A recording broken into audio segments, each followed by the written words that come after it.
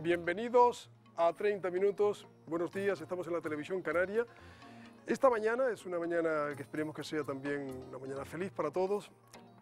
Mirar hacia atrás, mirar al pasado, con nuestro invitado Agustín Guimerá, historiador, parecería de perogrullo, pero también tiene otra intención. Agustín Guimerá, muy buenos días. Buenos días. Lo digo porque ese reciente descubrimiento, a saber si es verdad o no, de que los neutrinos pueden ir más rápido que la luz, dicen que nos llevarían a poder volver al pasado. ¿Se le ha pasado por la cabeza de que eso algún día sea posible? Bueno, quien haya leído a Michael Crichton, Parque Jurásico y algunos más, pues es un juego, ¿no? ¿Por qué no? ¿Por qué no? Lo que está clarísimo es que la gente del pasado pensaba de manera muy distinta a nosotros y nos costaría mucho adaptarnos a aquello y ellos a entendernos a nosotros. El salto sería un choque cultural casi galáctico, ¿no?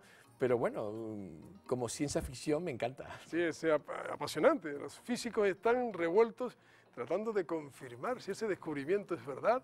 Eso que Einstein decía que eso era imposible, si los neutrinos, estas materias casi invisibles, llegan antes que la luz, pues efectivamente el reloj cambiaría, iríamos hacia atrás, en fin, ojalá, ciencia ficción. Pero de todas maneras, Carmelo, lo que quería incidir es que no hace falta tener una máquina del tiempo para vivir en otro tiempo durante cierto tiempo. La gente que pasea por las calles de las ciudades canarias, de sus puertos, de su paisaje, está viendo historia, está rodeado de historia sin saberlo. Es cuestión de tener curiosidad. Cuando dicen cualquier tiempo pasado siempre fue mejor, ¿usted que es historiador qué responde? No estoy de acuerdo. No está de acuerdo, ¿no? Yo creo que los progresos que ha hecho, en este caso, la cultura occidental en estos últimos 200 años, desde la Revolución Francesa para acá, por ejemplo, son conquistas insoslayables, ¿no?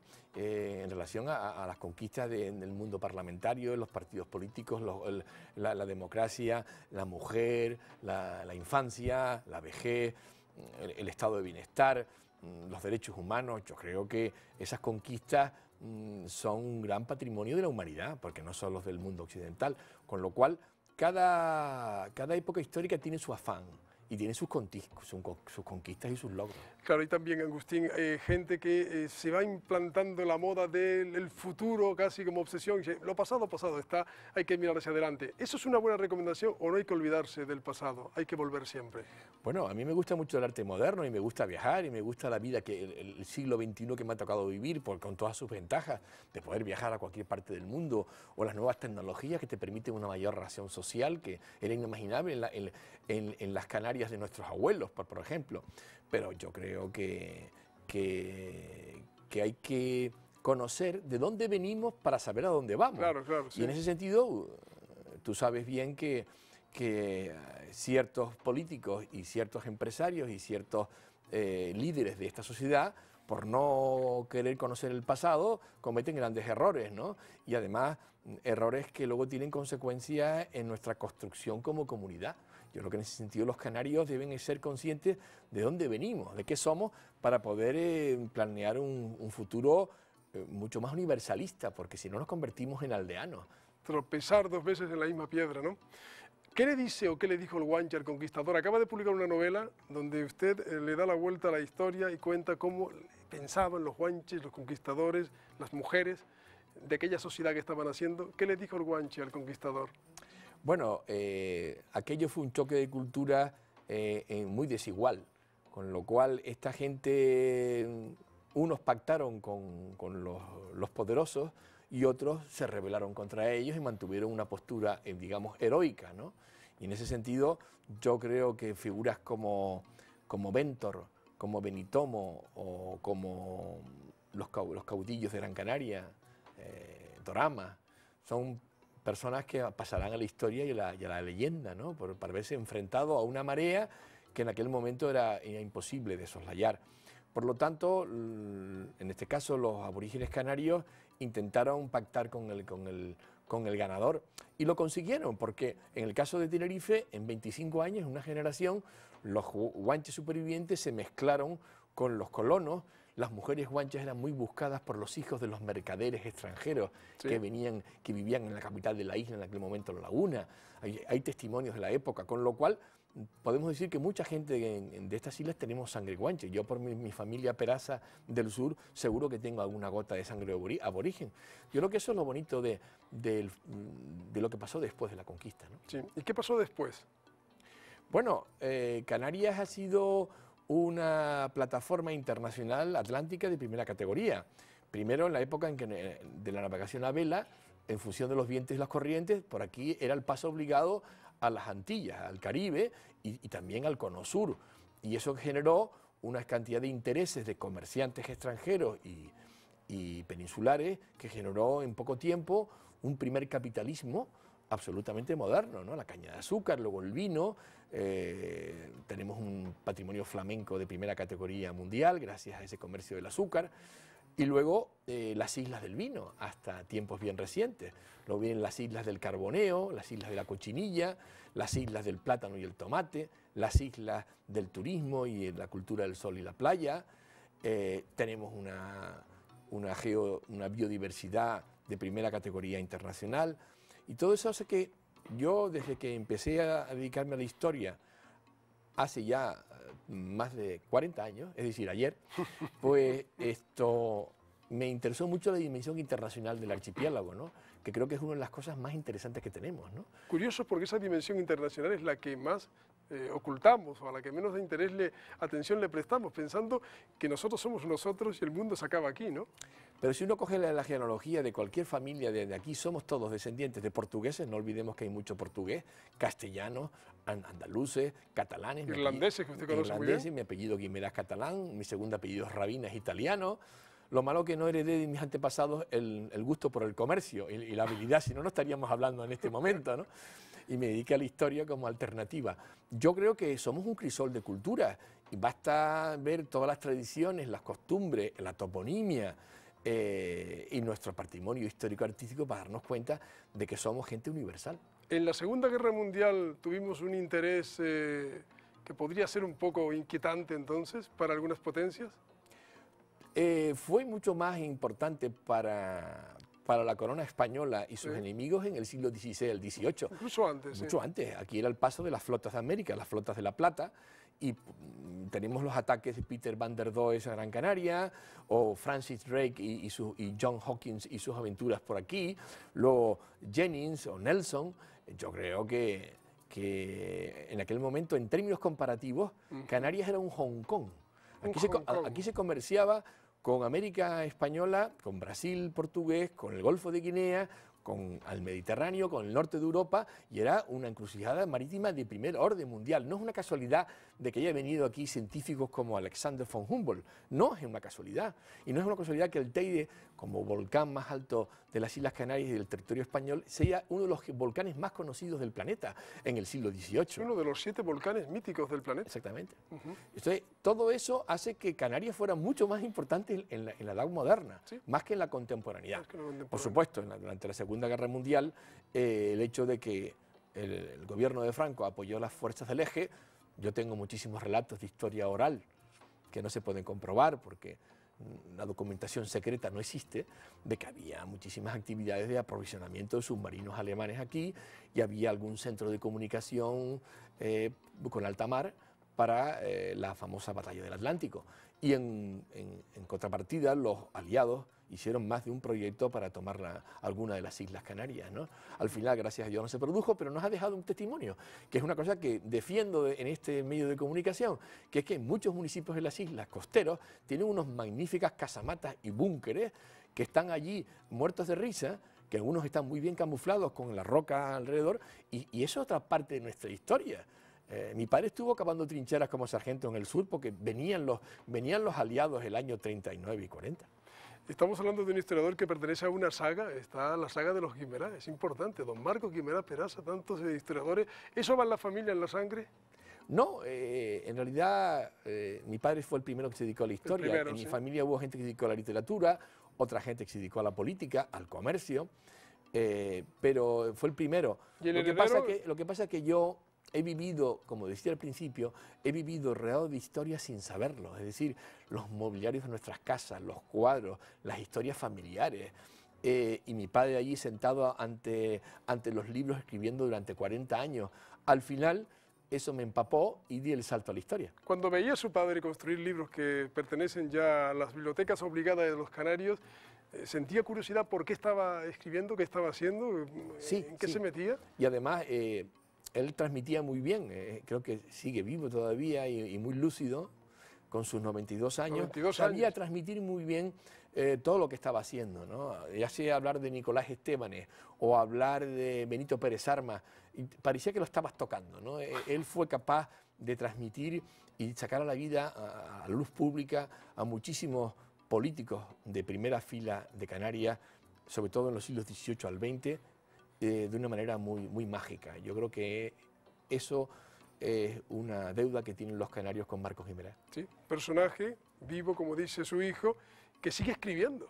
Todo Sí. hay que decirlo, que sigue con 92 Me tiene años. loco, Sigue escribiendo, con claro. encargos y con cosas. Sí, sí, eso y sí. además tenemos magníficas conversaciones. Lo bonito de esta profesión es que he encontrado un segundo padre. Un segundo padre. Es curioso esa historia de los Guimerá, en el caso de don Marcos y de Agustín. Tengo curiosidad por muchas cosas, Agustín, de lo que está haciendo. Lleva en Madrid más de 25 años, calculo por encima, ¿no? Casi 35. Casi 35, muchísimo más de lo que yo pensaba. Trabajando como investigador, investigando, haciendo historia, historia del Atlántico, que es una cosa tan bonita. ¿Qué es lo que más le ha apasionado de todo lo que está haciendo? Porque ahora está también, se ha hecho un experto en historia naval, le llaman las principales universidades, va a congresos. ¿Qué es lo que más le está apasionando ahora? El hombre. Siempre me ha apasionado el hombre. Quizás porque he visto a mi padre hacer muchas biografías de políticos canarios de aquellas épocas. Cuando yo estudiaba la familia comerciante irlandesa Valois Colgan, me interesaban los hombres que hicieron la saga comercial. Cuando estudié la casa Hamilton, típica de la época de los ingleses de fines del 19 y principios del 20, también me interesó el hombre. Y luego cuando me dediqué a historia militar y historia naval, al final me estoy especializando en los hombres que fueron líderes, en eso que está muy de moda hoy en día, como es el liderazgo, ¿no? Para entender cómo esta gente, en circunstancias mucho más duras que las nuestras, supieron estar a la altura de las circunstancias, marcaron un camino a seguir y crearon un buen equipo en torno suyo. Por ejemplo, el ministro de Marina, Antonio Valdés, a fines del 18, y su gran colaborador, el almirante José de Mazarredo, el mejor marino que hemos tenido en el siglo XVIII, que le pararon los pies a los ingleses más de una vez. Toda su escuela es la escuela que después luchó en Trafalgar, todos ellos. La gran batalla de la que no ha parado usted de hablar y escribir, ¿no? Sí, pero también hay otros combates. Por ejemplo, pocos meses antes de Trafalgar hubo un combate entre la escuadra combinada hispano-francesa y una escuadra británica a la altura del Cabo de Finisterre, y la escuadra aliada ganó y se retiraron del teatro de operaciones los ingleses mal parados.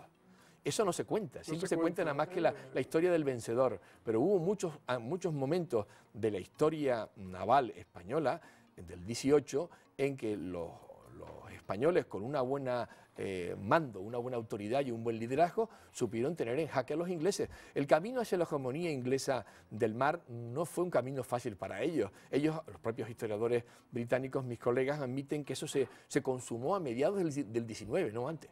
Usted dirigió los actos del bicentenario del ataque de Nelson a Santa Cruz de Tenerife. Recuerdo bien que entonces hablábamos mucho de Nelson. ¿Qué personaje en ese contexto, ¿no? Lo que pretendía y lo que al final se llevó. ¿Qué es lo que le queda de aquella historia que tan bien conoce cuando la transmite a los demás? ¿Qué es lo más importante de aquella aventura? Es una buena pregunta, Carmelo. Yo creo que otra vez volvemos al hombre. Es decir, Nelson fue un personaje muy polémico, muy curioso en su época. No olvidemos que tuvo amoríos con una mistress, una señora que vivía con un lord, con Lord Hamilton, y sin embargo fue un líder que supo transmitir a sus capitanes y a sus oficiales y tripulaciones la importancia de tener una batalla decisiva para neutralizar al enemigo en aquel momento, que era Napoleón y su aliado España, y lo hizo muy bien. Pero al mismo tiempo era un hombre sensible, era prerromántico, diría yo, y entonces él siempre defendió la humanidad y la caballerosidad después del combate. Y yo creo que en parte lo aprendió aquí en Santa Cruz de Tenerife, ¿sí? Porque también hay que hablar de otros hombres, todos los hombres que lucharon para defender esta isla y estas islas. El 25 de julio de 1797 se portaron como héroes primero y como cristianos caballerosos después, curando a los heridos ingleses, dando pan y vino a los soldados capitulados británicos, enterrando sus muertos, hasta el punto de que el propio Nelson, todavía recién operado de la amputación de su brazo derecho, firmó una de las primeras cartas en su vida con la mano izquierda, dándole las gracias al general Gutiérrez por el trato humanitario que había tenido con sus tropas desembarcadas. Y está el famoso intercambio de regalos de un queso Stilton de la Royal Navy, 2 barricas de cerveza, y Gutiérrez le regaló 2 pequeñas barricas de Malvasía. Y eso es lo que nos intercambiamos, la ciudad de Santa Cruz y el buque de guerra británico, la fragata que vino, como regalo conmemorativo. ¿Ha querido novelar esos episodios? ¿Lo está haciendo? ¿Lo ha hecho? Bueno, acaba de salir una novela así de gorda de un hombre que, en fin, que merece mi respeto y tal. Yo tengo desde hace ya 20 años en la cabeza un triángulo amoroso en relación a Nelson, pero es un triángulo amoroso. Triángulo amoroso. El Nelson es la excusa, es la época, el año 97. Pero antes me gustaría explorar más el mundo aborigen, porque han surgido nuevas investigaciones arqueológicas, protohistóricas, que hacen que haya temas anteriores a la llegada de los castellanos a Tenerife que me fascinan mucho. No sé si seré capaz de llevarlo a cabo. ¿Sí? ¿Historias que no conocemos? Sí. ¿Que forman parte de su trabajo de investigador también? No, de mi curiosidad como historiador. ¿Curiosidad? Hablo de la época antigua, claro, me dedico al siglo XVIII, ¿no? ¿Sí? El origen de los canarios, de los isleños, de las 7 islas, que son 7 tribus que se enfrentaron a los romanos en el Limes, en el límite de la frontera romana en el norte de África, y que tras 70 años de guerrilla fueron cayendo uno a uno y fueron deportados a estas islas que eran en el momento del fin del mundo. La Gomera, los Gumera, los Benaguare, La Palma, los Maxo, Maxorata, los Bimbaches, el Hierro, los Chinetí, Achinet, los de Tenerife, los Canari, los de Gran Canaria. Es una tesis muy bien desarrollada por nuestro compañero Antonio Tejera, gran amigo, y bueno, hay de manera que hubo unas batallas con los romanos y al final los deportaron a los supervivientes. Sí, al fin del mundo. En aquel tiempo era el fin del mundo. Para dejarlos abandonados ahí, ¿no? Y también para tener una serie de tribus sometidas al vasallaje de Roma en los confines del mundo antiguo. Era una fórmula empleada después por los españoles cuando en el cono sur, en zonas donde había frontera, ahí había tribus indígenas que hacían pactos con los castellanos, con el virrey del Perú, para impedir que otras tribus hostigaran las fronteras. Es un mecanismo típico de un imperio que se extiende demasiado por el globo terráqueo y necesita alianzas para proteger sus fronteras. O sea que es un tema fascinante, pero hay otros más. La Segunda Guerra Mundial, usted la ha tocado antes. ¿Y ahí? En la Segunda Guerra Mundial, bueno, pues yo espero algún día escribir una novela sobre este espionaje que le decía antes. Los submarinos alemanes. Por ejemplo, vamos a poner un ejemplo. En el Colegio Alemán de Santa Cruz de Tenerife, y probablemente quizás en la Gran Canaria, existió un grupo de juventudes hitlerianas. Y era un grupo de chicos que estudiaban y un profesor de educación física los llevaba de excursión y hacían incluso entrenamiento paramilitar. Existen fotos con la svástica y todo. Y todos sabemos que muchísima gente colaboró activamente como patriotas que eran, en la lucha submarina contra los aliados durante la batalla del Atlántico. Y había muchísimos afiliados al partido nazi que dependían directamente de Berlín, no de la embajada alemana en Madrid, sino directamente de la sede del partido nazi en Berlín. Con lo cual estamos hablando de unas islas de nuevo, estratégicas, fundamentales para los intereses geopolíticos de muchísimas potencias europeas y cumplieron su papel. Todavía quedan huellas de aquello, dice usted. Hay un rastro todavía, ¿no? Sí, entrevistas orales, algún documento suelto, algunas fotografías. Pero descubrirá cosas nuevas, inéditas prácticamente. Sí, y entonces yo lo que me interesa es esto como materia de novela, porque lo otro tendría que investigar en los archivos alemanes, no sé alemán, y además hay colegas, compañeros míos ingleses que están trabajando sobre ello. Yo creo que ahí hay un campo fascinante, ¿no? Cómo Canarias estuvo a punto de ser invadida por los aliados para frenar la expansión de Hitler. Si Hitler llega a cruzar la frontera y llega a tomar Gibraltar, las Islas Canarias hubieran sido invadidas por los aliados, probablemente. ¿Los ingleses? Los aliados son ingleses. Pero me refiero que seríamos solo ingleses o habría también otro tipo de países. No sé, a lo mejor quizás al final de la guerra, como perdieron las potencias del eje, pues a lo mejor hubieran sido devueltos. Pero cuando se habla a veces de que debimos haber dejado entrar a Nelson y no debimos haber dejado salir a Franco, yo creo que también eso es un mito, porque yo creo que nos hemos surtido de toda la gran cultura portuguesa, que nos olvidamos siempre de los portugueses, ¿no? Lo tenemos presente en el léxico. Apellidos, en la cocina, en el paisaje, en el arte, tenemos muchísimas cosas portuguesas. En esa amalgama de poblaciones foráneas que se han establecido, de ahí venimos todos, porque todos somos un cruce de esas culturas, pues nos ha dejado un legado de primera categoría. No creo que hiciera falta que hubiera sido esto una parte del Reino Unido. Yo creo que yo me considero muy a gusto con mi mundo español y mi mundo hispánico, con todos sus defectos, claro está. Tendríamos la ventaja solo de que todos sí hablaríamos inglés. Bueno, pero aquí se habla mucho inglés también. Pero basta decir eso para entonces tener nostalgia de no sabríamos castellano, no sabríamos español. Yo creo que perderíamos el idioma más bonito que hay, ¿no? Y además, hasta tiempos recientes, la élite canaria, tanto comerciantes, empresarios como políticos, había mucha gente que hablaba francés, inglés y se formaron. Mucho antes. Como Juan Negrín se formó en Alemania, otros se formaron en Inglaterra, otros en París, otros en Madrid. Nos olvidamos de eso que está diciendo ahora, de cómo éramos avanzadillas de Europa antes que en la península. Estábamos en Europa. El movimiento surrealista en los años 30 y por las relaciones comerciales. Y el racionalismo. Tenemos uno en Canarias, en las dos islas. En Las Palmas hay un patrimonio fabuloso y también en Santa Cruz. Tenemos un legado de arte racionalista de los mejores del mundo. Pero estamos hablando de cientos de edificios, no de uno ni de 10. Estamos hablando de cientos de edificios que no han sido catalogados, salvados y puestos en valor todavía. De manera que de haber sido así, Nelson se habría salido con la suya siglos después. Sí, bueno, yo creo que la relación con los británicos ha sido primero con el vino, luego con el carboneo, el plátano y el tomate, luego con el turismo de élite, el turismo del Hotel Taoro de fines del siglo XIX, principios del XX, y la huella está ahí. Mi familia, por ejemplo, se emparentó con los Hamilton. Claro. O sea, yo creo que eso es lo más bonito de las ciudades canarias, de todos los puertos, de Santa Cruz de La Palma, de Arrecife, de Las Palmas o de Santa Cruz, es que hemos tenido una puerta abierta al Atlántico y a las influencias externas.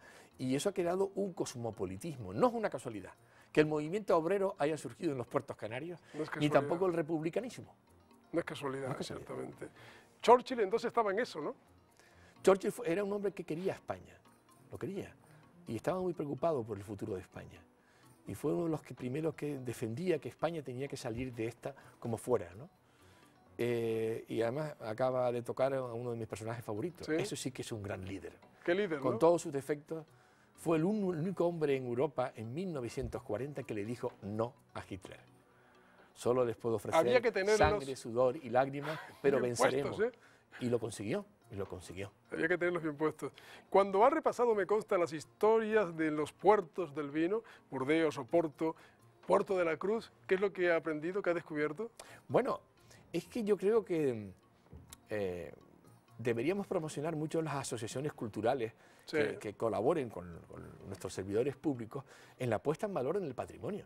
El Puerto de la Cruz, con todos sus rascacielos y con toda su masa de turistas, yo me acuerdo de niño cuando iba a bañarme al Puerto de la Cruz que olía a turista, porque en aquel tiempo no teníamos, los niños de aquella época no teníamos las cremas solares que hay hoy en día, ellos sí, entonces olía a turista, ¿no? Lo máximo que aspiramos era Nivea, me acuerdo, que nos achicharrábamos, ¿no? Bueno, pues ese puerto que huele a turista tiene un patrimonio relacionado con el vino impresionante, la Plaza del Charco, donde se lavaban las barricas de vino, la casa principal de la familia Valois Colgan, que es el Hotel Marquesa, la Finca de la Paz, donde herborizó Humboldt, donde había un jardín francés alabado por todos los viajeros del siglo XVIII, la iglesia parroquial, que tiene unos retablos dedicados a una serie de santos irlandeses, algunos de ellos, y a una capilla dedicada a los irlandeses, la capilla de San Patricio. Hay todo un testimonio y todo fue por el vino.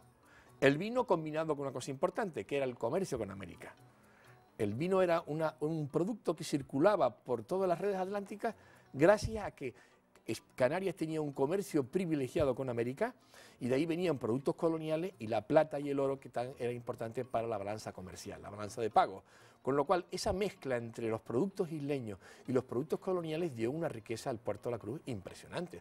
No es casualidad que todavía sigamos celebrando la fiesta de los cacharros en el puerto, que eran los toneles que iban bajando por las calles para lavarse en la Plaza del Charco, con cadenas y con agua de mar, y hacían un ruido terrible. Y por eso hacen ruido la fiesta de los cacharros. Y me decía una amiga nuestra del puerto, decía, de pequeña, cuando había truenos, mi aya me consolaba diciendo, no, no, esos son los ángeles que están rodando toneles en el cielo. Una buena explicación también para espantar el miedo. Tiene un pin en la solapa que es de una asociación cultural, ahora mencionaba, Tu Santa Cruz. ¿Qué es lo que es Tu Santa Cruz? ¿Qué es lo que ustedes hacen con Tu Santa Cruz? Son cosas de locos, como decimos, ¿no? De pioneros, por decir, adelantados. Desde mayo del año pasado, un grupo de chicharreros y chicharreras, pues vimos que el patrimonio histórico de la ciudad estaba bastante abandonado y quisimos ponerlo en valor.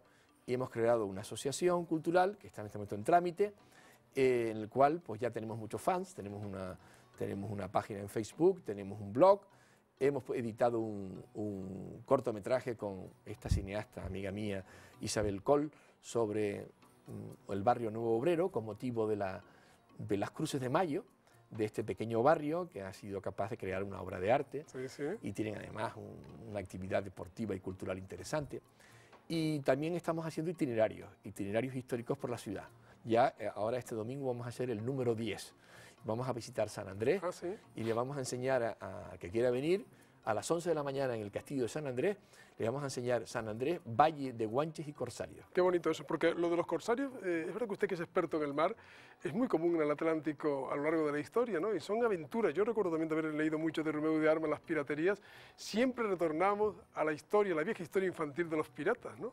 Bueno, es que el corso... Aquel cabeza de perro que tanto... Exactamente, el corso es una forma de comercio. Está ahí, ¿no? Cabeza de perro está ahí en la ruta. El corsario era un gran negocio, porque cogía el barco, vendía el barco y las mercancías y se hacía de oro. De hecho, los puertos canarios en épocas de guerra se convertían en un mercado de presas. Si uno era aliado de Francia, si España era aliado de Francia, los franceses vendían aquí barcos capturados a los ingleses en pública subasta. Y en Cádiz, y en Veracruz, y en La Habana, y en Las Palmas.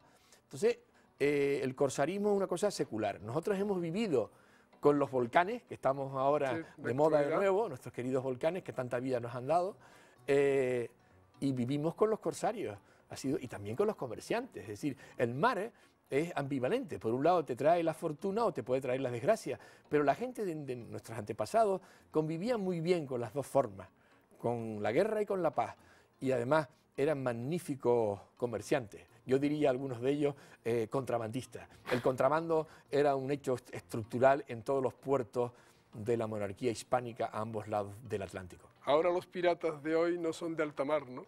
Son de guante blanco y de internet. Vaya uno a saber dónde están, porque además no se puede localizar con facilidad en esos paraísos fiscales, ¿no?